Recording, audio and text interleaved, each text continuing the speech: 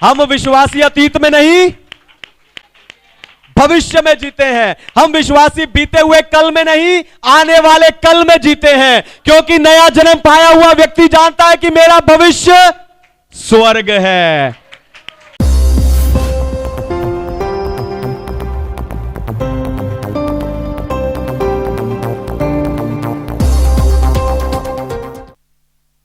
Hallelujah.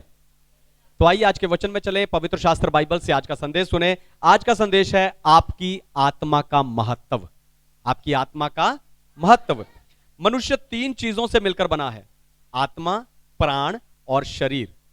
पर इन तीनों में से मनुष्य सबसे ज्यादा शरीर पर ध्यान देता है, शरीर को महत्व देता है। इसीलिए अपने जीवन का सबसे ज्यादा समय एक व्यक्ति इस शरीर को सजाने में, सुंदर बनाने में और इस शरीर को आराम देने में व्यतीत करता है। फिर मरने के बाद भी कॉफिन को और वो क्या होता है, अर्थी को और उस व्यक्ति को भी सजाया जाता है। यानी इस शरीर को सबसे ज्यादा महत्व दिया जाता है। फिर दूसरे नंबर पर लोग प्राण को महत्व देते हैं। प्राण आपके लहू में होता है, यानी आपकी जान, और अपनी जान को दुख बीमारी से बचाने के लिए लोग कई यत्न करते हैं। फिर आखिर में, यानी जब शरीर बूढ़ा हो जाता है और प्राण निकलने वाला होता है, उस समय वो क्या करते हैं, अपनी आत्मा पर ध्यान देना शुरू करते हैं। हालेलुया, है ना, अपनी आत्मा पर वो ध्यान देना शुरू करते हैं, जबकि आत्मा सबसे ज्यादा जरूरी है। इन तीनों में से आत्मा सबसे ज्यादा जरूरी। आप देखो, जो सबसे ज्यादा जरूरी है उसे लोग क्या करते हैं, सबसे बाद उसके बारे में सोचते हैं। हालेलुया। इसीलिए वो अपनी आत्मा को गवा बैठते हैं और नरक में चले जाते हैं। 70-80 साल के इस शरीर के लिए, जीवन भर के लिए, है ना, उस सदा के जीवन की, उस हमेशा के जीवन के लिए, उस हमेशा के लिए अपनी आत्मा को नरक में डाल देते हैं। प्रभु यीशु ने भी कहा कि मनुष्य अगर सारे जगत को प्राप्त कर ले और आखिर में अपना प्राण यानी अपनी आत्मा की हानि उठाए तो उसे क्या लाभ होगा। इसीलिए आज मैं आपको आपकी आत्मा का महत्व बताकर उत्साहित करने जा रहा हूं। लेकिन उससे पहले मैं चाहता हूं कि दुनिया भर से जितने विश्वासी स्पिरिचुअल पैशन असेंबली यानी आत्मिक उत्साह की सभा के संदेश को सुनते हैं, हम जोरदार ताली से उनका स्वागत करें।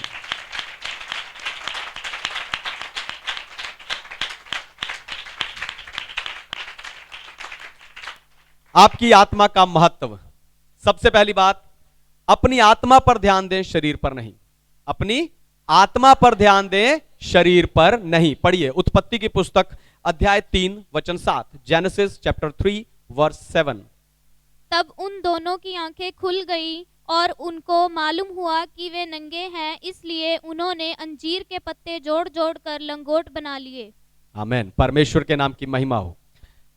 जब आदम और हव्वा ने भले और बुरे के ज्ञान के वृक्ष का फल खा लिया, तब उनकी आंखें खुली और उन्हें मालूम हुआ कि हम नंगे हैं। हालेलुया। आप देखो, उनकी आंखें खुलने के बाद उन्होंने किसी दूसरी चीज पर ध्यान नहीं दिया। उनका ध्यान सबसे पहले उनके अपने शरीर पर गया। लेकिन जब तक वो आत्मिक वस्त्र पहने हुए थे, तब तक उन्हें कभी उनके नंगे होने का एहसास नहीं हुआ। पता क्यों? क्योंकि परमेश्वर ने हमें शरीर पर नहीं पर आत्मा पर ध्यान देने के लिए बनाया है। हालेलुया। परमेश्वर ने हमें आत्मा पर ध्यान देने के लिए बनाया है। आपकी असली पहचान आपकी आत्मा है। हालेलुया। आपकी असली पहचान आपकी, और आपकी आत्मा को रहने के लिए परमेश्वर ने आपको एक शरीर दिया है। यानी आप आत्मा है जो शरीर में रहता है। हालेलुया। इसीलिए जब आपकी आत्मा दुखी होती है तो आपका शरीर भी दुखी होता है। इसीलिए जब आपकी आत्मा उदास होती है आपका शरीर भी उदास होता है। यही कारण है कि जब आपकी आत्मा उदास होती है ना, या यही कारण है कि जो लोग अपने शरीर, अपनी आत्मा से ज्यादा अपने शरीर पर ध्यान देते हैं, उन्हें कल नरक में भी उनकी आत्मा को कष्ट होगा। हालेलुया। जो आज आपकी आत्मा दुखी होने से आपका शरीर दुखी होता है, यही इसीलिए कल जो लोग शरीर पर ध्यान ना देके आत्मा पर ध्यान ना देके शरीर पर ध्यान देते हैं, कल उनकी आत्मा को नरक में भी कष्ट होगा। हालेलुया। यीशु के लहू पर विश्वास करके आपने पापों की क्षमा और उद्धार पा लिया है, पर यह उद्धार उस दिन पूरा होगा जब प्रभु यीशु मसीह बादलों पर आएंगे, यानी आप अपने उद्धार के सफर में हो। अपनी इस यात्रा के दौरान आपको अपना पूरा ध्यान अपनी आत्मा पर लगाकर रखना है। दोबारा सुनिए, ध्यान से सुनिए। प्रभु यीशु के लहू पर विश्वास करके आपने पापों की क्षमा और उद्धार पा लिया है। अभी आप अपने उद्धार की यात्रा पर हो, और इस पूरी यात्रा के दौरान आपको अपना ध्यान अपने शरीर पर नहीं पर अपनी आत्मा पर लगाकर रखना है। तब आपकी आत्मा बचेगी और आप स्वर्ग पहुंचोगे। Hallelujah, hallelujah. तब आपकी आत्मा बचेगी और आप स्वर्ग पहुंचोगे। तब आप अपने उद्धारकर्ता को आमने सामने देखोगे। हालेलुया। वहां आपको कोई दुख, बीमारी, परेशानी, भूख, प्यास नहीं होगी। वहां आपकी आत्मा को फिर चैन ही चैन होगा। हालेलुया। इसलिए अपनी आत्मा के महत्व को समझिए, शरीर पर नहीं आत्मा पर ध्यान दीजिए।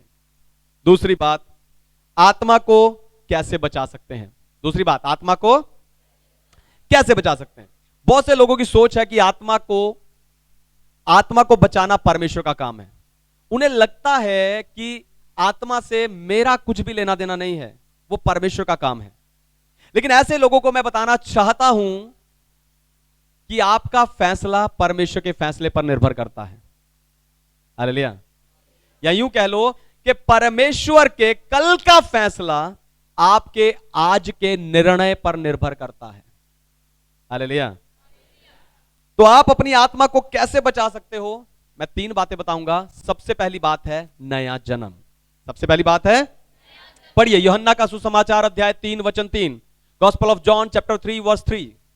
यीशु ने उसको उत्तर दिया, मैं तुझसे सच सच कहता हूँ, यदि कोई नए सिरे से ना जन्मे तो परमेश्वर का राज्य देख नहीं सकता। आमेन। परमेश्वर के नाम की महिमा हो। तो यहां पर यहूदियों के गुरु निकुदेमुस को प्रभु यीशु मसीह कह रहे हैं कि जब तक कोई नए सिरे से ना जन्मे या नया जन्म ना ले, तब तक वो परमेश्वर के राज्य में प्रवेश नहीं कर सकता। इसका अर्थ हुआ, अगर आप अपनी आत्मा को बचाना चाहते हैं तो आपको नया जन्म लेना होगा। हालेलुया। दोबारा सुनिए, ध्यान से सुनिए। अगर आप अपनी आत्मा को बचाना चाहते हैं तो आपको नया जन्म लेना होगा, और यह नया जन्म प्रभु यीशु पर विश्वास करने से मिलता है। हालेलुया। जैसे इस दुनिया में जन्म लेने के बाद धरती पर उस बच्चे का जन्म सर्टिफिकेट पर उसका नाम लिखा जाता है, वैसे ही नया जन्म लेने के बाद स्वर्ग में आपका नाम लिखा जाता है। Hallelujah, hallelujah. जैसे इस धरती पर जन्म लेने के बाद उस बच्चे को इस धरती की नागरिकता मिलती है। मैं इंडिया का हूं, इंडिया की नागरिकता मेरे पास है, नहीं तो यूके की, यूएसए की नागरिकता मेरे पास है। उसी तरह नया जन्म लेने के बाद आपको स्वर्ग की नागरिकता मिलती है। हालेलुया। आपको स्वर्ग की नागरिकता मिल जाती है। फिर इस नए जन्म को पाने के बाद आपको पुराने जन्म के काम नहीं करने। हालेलुया। फिर इस नए जन्म को पाने के बाद आपको पुराने जन्म के काम नहीं करने, पर आपको नए जन्म के काम करने हैं। यानी जो काम आप अपने स्वाभाविक जन्म से करते आए हो, वो काम अब आप कर नहीं सकते। दोबारा सुनिए, जो काम आप अपने स्वाभाविक जन्म से, बचपन से करते आए हो, अपने माता पिता के कहने पे, लोगों को कहने पे, रिश्तेदारों के कहने पे, जो काम आप बचपन से करते आए हो, वो अब आप कर नहीं सकते। नया जन्म पाने के बाद आपको नए जन्म से जुड़े हुए काम करने हैं। हालेलुया। यही कारण है कि जब आप पिछले काम नहीं करते, पुराने काम नहीं करते, तब परमेश्वर आपके अतीत को, यानी आपके पिछले कामों को भी याद नहीं करता। हालेलुया। हम इतने पाप करके आए, इतनी बुराइयां हमने अपने जीवन में किया है, लेकिन परमेश्वर ने क्षमा कर दिया। क्यों? क्योंकि जब हम अपने पिछले काम नहीं करते, तब परमेश्वर हमारे पिछले कामों को याद भी नहीं करते। हालेलुया। इसलिए हम विश्वासी अतीत में नहीं, भविष्य में जीते हैं। हालेलुया। हम विश्वासी अतीत में नहीं, भविष्य में जीते हैं। हम विश्वासी बीते हुए कल में नहीं, आने वाले कल में जीते हैं, क्योंकि नया जन्म पाया हुआ व्यक्ति जानता है कि मेरा भविष्य स्वर्ग है। Hallelujah, hallelujah. दूसरी बात है प्रार्थना, अपनी आत्मा को बचाने के लिए। दूसरी बात है, पढ़िए मत्ती रचित सुसमाचार अध्याय 26 वचन 36 से लेकर 39। Gospel of Matthew chapter 26 verse 36 to 39। तब यीशु अपने चेलों के साथ गतसमनी नामक एक स्थान में आया और अपने चेलों से कहने लगा, यहीं बैठे रहना जब तक मैं वहां जाकर प्रार्थना करूं। वह पतरस और जब्दी दोनों पुत्रों को साथ ले गया और उदास और व्याकुल होने लगा। तब उसने उनसे कहा, मेरा जी बहुत उदास है, यहाँ तक कि मेरा प्राण निकला जा रहा है। तुम यहीं ठहरो और मेरे साथ जागते रहो। फिर वह थोड़ा और आगे बढ़कर मुंह के बल गिरा और ये प्रार्थना की, हे पिता, हे मेरे पिता, यदि हो सके तो ये कटोरा मुझ पे टल जाए, तो भी जैसा मैं चाहता हूँ वैसा नहीं, परंतु जैसा तू चाहता है वैसा ही हो। आमेन। परमेश्वर के नाम की महिमा। हालेलुया। आप देखो, यीशु मन और आत्मा दोनों में व्याकुल है तो भी प्रार्थना कर रहा है। हालेलुया। आज कितने व्याकुल लोग हैं जो आज नहीं आए, है ना? जब वो इंटरनेट पे सुने ध्यान से, जो आज व्याकुल लोग चर्च नहीं गए, मैं आपसे बताना चाहता हूं कि यीशु मसीह मन और आत्मा दोनों में व्याकुल है तो भी वो प्रार्थना कर रहा है। Hallelujah, hallelujah. यीशु मसीह मन और आत्मा दोनों में व्याकुल है तो भी प्रार्थना कर रहे हैं कि हे पिता, अगर हो सके तो ये कटोरा मुझसे टल जाए। वो व्याकुल क्यों है? इसलिए नहीं कि उन्हें क्रूस पर मरना पड़ेगा, इसलिए कि उन्हें पिता से अलग होना पड़ेगा। दोबारा सुनिए, ध्यान से सुनिए। यीशु मसीह मन और आत्मा में व्याकुल क्यों है? इसलिए नहीं कि उन्हें क्रूस पर दुख उठाकर मरना पड़ेगा, पर इसलिए कि उन्हें पिता से अलग होना पड़ेगा। यीशु जानते हैं कि यह अलग होना थोड़े समय का है, तो भी वो व्याकुल होकर प्रार्थना कर रहे हैं। हालेलुया। तो भी वो, आप देखो, यीशु मसीह थोड़े समय के लिए भी पिता परमेश्वर से अलग होना नहीं चाहते। मुझे समझ नहीं आता, जो लोग अपने आप को विश्वासी कहते हैं वो वचन, प्रार्थना और चर्च से दूर कैसे रह सकते हैं? Hallelujah, hallelujah. अपने आप को विश्वासी कहने वाले, यीशु मसीह का बेटा बेटी कहने वाले, यीशु मसीह के लहू से छुड़ाए गए, उसके लहू के मूल्य देकर अपने पापों से बचाए गए लोग कैसे वचन, प्रार्थना और चर्च से दूर रह सकते हैं? हालेलुया। आपको बताऊं, प्रार्थना आपको परमेश्वर की इच्छा के अधीन होने में मदद करती है। प्रार्थना आपको परमेश्वर की इच्छा के अधीन होने के लिए मदद करती है। जब तक आप प्रार्थना नहीं करते, आपकी अपनी इच्छाएं जागृत रहती हैं और आप अपने शरीर की इच्छाओं को पूरा करते रहते हो। लेकिन जब आप प्रार्थना करते हो, आप खुद को परमेश्वर की इच्छा को समर्पित करते हो, इच्छा के अधीन करते हो और आप परमेश्वर की इच्छा को पूरा करते हो। और यीशु मसीह ने कहा, हे पिता, मेरी नहीं तेरी इच्छा पूरी हो, और वो क्रूस पर बलिदान हो गया। Hallelujah, hallelujah, hallelujah. प्रार्थना में खुद को उसने पिता की इच्छा के अधीन कर दिया। तो प्रार्थना आपकी आत्मा को परमेश्वर के लिए और स्वर्ग के लिए तैयार करती है। प्रार्थना आपकी आत्मा को परमेश्वर के लिए और स्वर्ग के लिए तैयार करती है। यीशु के आने तक, ध्यान से सुनिए, यीशु के आने तक, हमारे स्वर्ग जाने तक मुझे और आपको प्रार्थना करते जाना है, अपनी आत्मा को बचाने के लिए, अपने परिवार के लोगों की आत्मा को बचाने के लिए, अपने रिश्तेदारों की आत्मा को बचाने के लिए, अपने आस पड़ोस के लोगों की आत्मा को बचाने के लिए मुझे और आपको प्रार्थना करते जाना है।